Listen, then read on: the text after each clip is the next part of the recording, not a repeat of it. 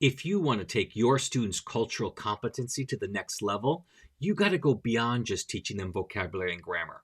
You got to immerse them in the culture, making it come alive and show them how language and culture are inseparable.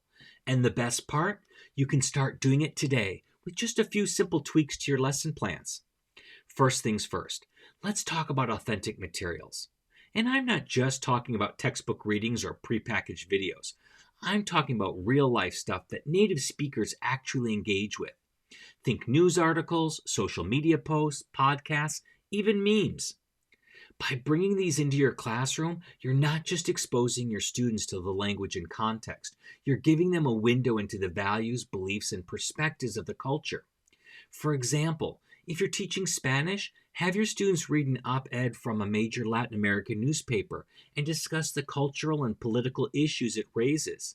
Or, if you're teaching Japanese, have them listen to a popular podcast and analyze the humor, the slang, and the cultural references. But here's the thing, it's not enough to just throw these materials at your students and hope for the best. You gotta scaffold the learning, give them the tools to dig deeper and make connections. One way to do this is through comparative analysis. Have your students take a cultural practice or product from the target culture and compare it to something similar in their own culture.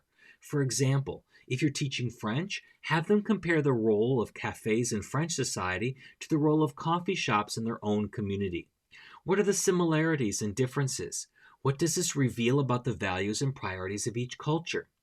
By encouraging your students to think critically and make these cross-cultural comparisons, you're not just deepening their understanding of the target culture, you're helping them develop a more nuanced and empathetic worldview. And finally, don't forget the power of personal interaction. Whether it's through virtual exchanges, guest speakers, or even just encouraging your students to strike up conversations with native speakers in their own community, there's nothing quite like real human connection to bridge the cultural divide. So go beyond the classroom walls and help your students build those relationships.